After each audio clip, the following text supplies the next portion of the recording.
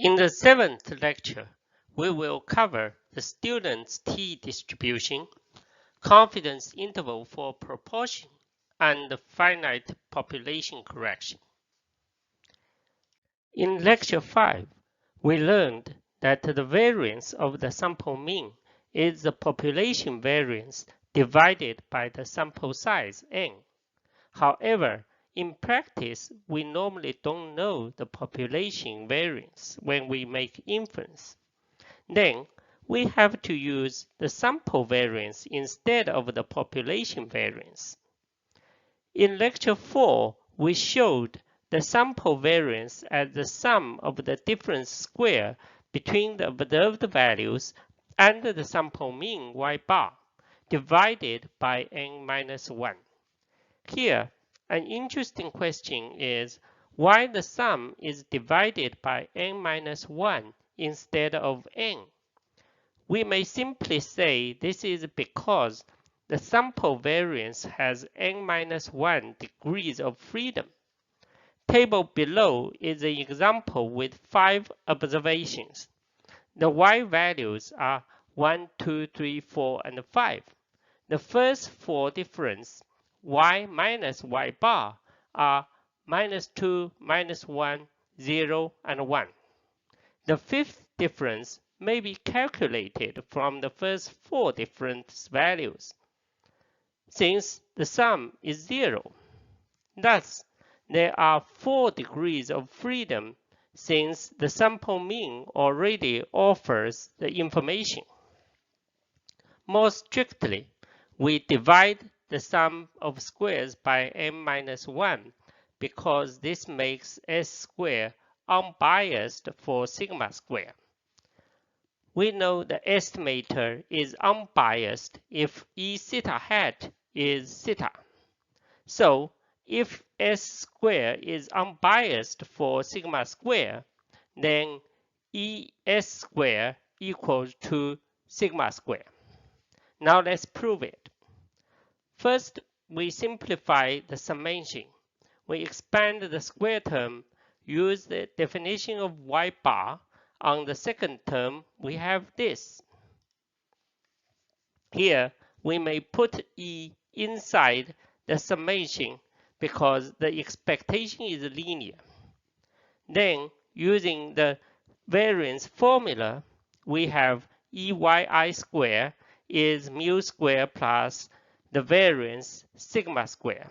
Here, the expectation of y squared is the same as the expectation of yi squared since the random variables are identically distributed. Also, E y bar squared is the sum of squared E y bar and the variance of y bar, which is mu squared plus sigma squared divided by n, since we know y bar is unbiased for mu, and the variance of y bar is sigma squared divided by n. Based on these two results, we have the expectation of S squared is the variance. Thus, the sample variance is unbiased for sigma squared. The term n-1 includes the effect known as the Bessel's correction. Since S squared is the variance of S plus squared ES, and the variance of S is greater than 0, we have the expectation of S is less than sigma. Thus, the sample standard deviation S is not an unbiased estimator of the population standard deviation sigma. In lecture 3, we discussed the normal distribution and learned the z-score. In practice, we may not know the population variance and need to replace it with the sample variance. In this case, the statistic does not follow the z-distribution. Thus, we introduce the t-statistic and the student's t-distribution. The table shows the similarities and the differences between the two statistics. When the population variance is known, we use the z-score, and the standard sample mean is this. The sampling distribution of the standard sample mean is standard normal. When the population variance is not known, then we use the t-statistic, and the standard sample mean is this. The sampling distribution of the standard sample mean is the student's t-distribution, or simply t-distribution with n-1 degrees of freedom. Thus, the margin of error is z multiplied sigma if sigma is known, and t multiplied s if sigma is unknown. Now let's check the t-distribution. The t-distribution is symmetric and bell-shaped like the normal distribution, but has heavier tails. The t-distribution has n-1 degrees of freedom, which infers that it changes with the sample size n. The graph right shows the t-distribution with 1, 3, and 10 degrees of freedom, and the d-distribution, standard normal distribution. The blue curve is the t-distribution with 1 degree of freedom. It is the most spread out curve with the heaviest tails. As the degree of freedom increases, the peak is higher and the tail is thinner. The brown curve, the curve with the highest peak, is the t-distribution with infinite degrees of freedom, which is the z-distribution. It is very close to the green curve, which has 10 degrees of freedom. The graph shows that the t-distribution is closer to the standard normal distribution as the sample size increases. If we compare the t-distribution with 29 degrees of freedom and the d-distribution, then we find that the maximum difference for both cumulative distribution function and the probability density function is less than 0.01. The difference between the d-distribution and the t-distribution with 30 or 30 plus degrees of freedom may not have a material impact in many cases. In practice, we may still use the z-distribution if the sample size n is large enough, such as larger than 30. Again, we find the magical number is 30. In the previous KT example, the sample size is 10,000. If the sample mean is 70 inches and the sample standard deviation is 3 inches, then the 95% confidence interval is still 70 plus minus 0.06 inches. We may still use the z-distribution because of the large sample size. The difference between the z-distribution and the t-distribution at a 95% confidence level is 0.0000324, and the margin of error is still 0.06 inch if we use the t-distribution. If we toss a coin, we may get a head or a tail. This procedure may be described by a categorical variable with two outcomes, head or tail. The variable can be summarized using a proportion, which is the fraction of the total that possess a certain attribute. If the coin is perfect, then the population proportion P is 0.5. The population proportion is the fraction in this population. For example, we toss the coin 100 times and get 52 heads.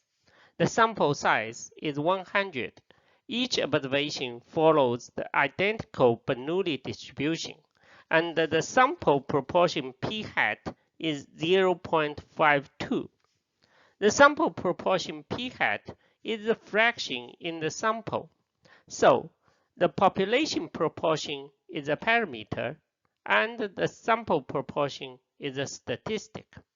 The sampling distribution of the sample proportion has a mean of the population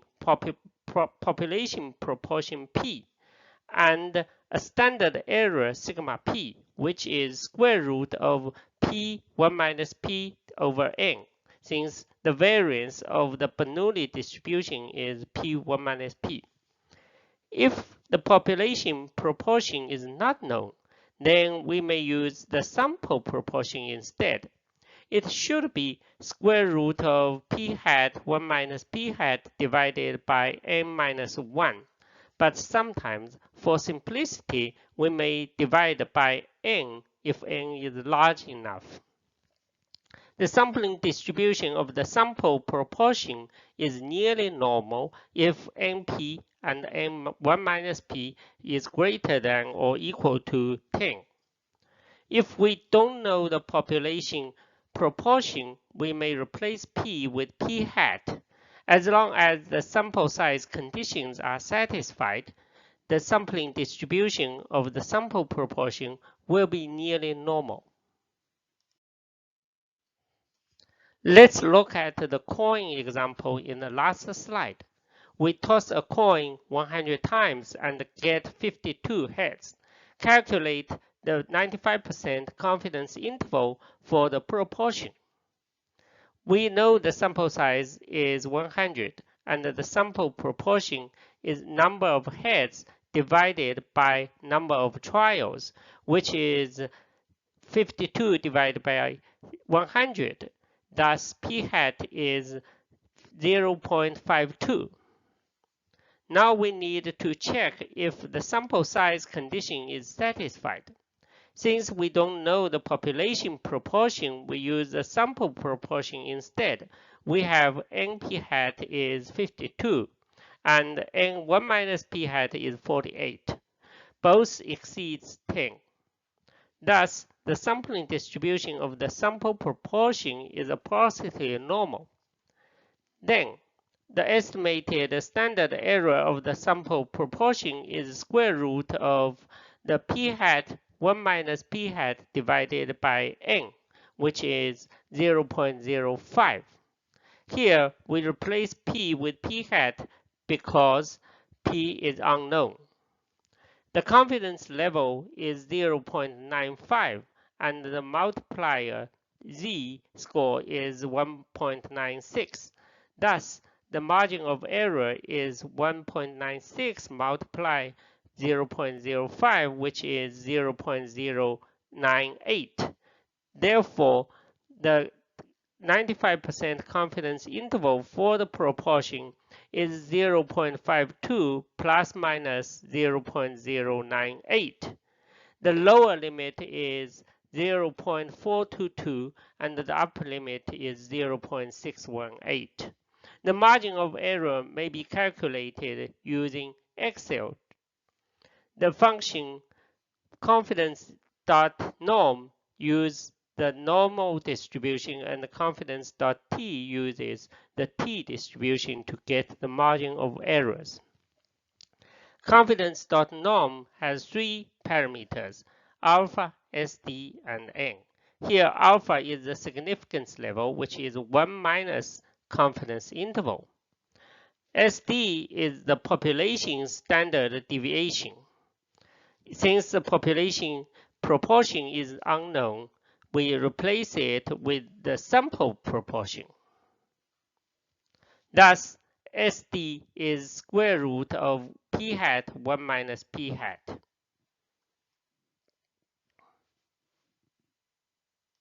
Now we consider the finite population effect on the interval estimation, particularly when we use the simple random sampling without replacement from a population of size N. In fact, the mean of all possible samples selected without replacement is equal to the mean of all samples selected with replacement. The variability of the sampling distribution is reduced when all samples are selected without replacement. For example, we have a population size of 8 and a sample size of 3. There are 512 number of possible samples drawn with replacement, while there are only 56 number of possible samples drawn without replacement. The reduced variability in sampling without replacement may be described by finite population correction factor, FPC. The factor is N minus n divided by N minus 1, or sometimes simply as N minus n divided by N. With the finite population correction, the standard error of the sample mean SY bar is equal to S square root of FPC over N. And the standard error of the sample proportion is square root of p hat 1 minus p hat divided by n multiply FPC, if the population standard deviation is unknown. As a common rule, if the population size N is at least 20 times larger than the sample size n, then FPC is approximately 1, and we may not need the correction. In summary, we learned the Bessel's correction to the sample variance, the student's t-distribution, confidence interval for proportion, and the finite population correction in this lecture. The sample variance is the sum of the difference square between yi and y bar divided by n minus 1. Different from population variance, the denominator is n minus 1 because this makes the sample variance unbiased for the population variance. The term n minus 1 includes the effect known as the Bessel correction. When the population variance is unknown, we may replace it with the sample variance. In this case, the standard sample mean is the t-statistic, which follows a t-distribution with n-1 degrees of freedom. The t-distribution is symmetric and bell-shaped like the normal distribution, but has heavier tails. As the sample size increases, the t-distribution is closer to the normal distribution. Proportion is the fraction of the total that possess a certain attribute. The sampling distribution of the sample proportion p hat has a mean of the population proportion p and a standard error as this. The sampling distribution of the sample proportion is nearly normal as long as NP and N1 minus P are greater than or equal to 10. If the population proportion is not known, then we may use the sample proportion P hat as this, or sometimes simply this. When we sample without replacement and the sample size is larger than 5% of the population size, we need to multiply the standard error by this finite population correction factor.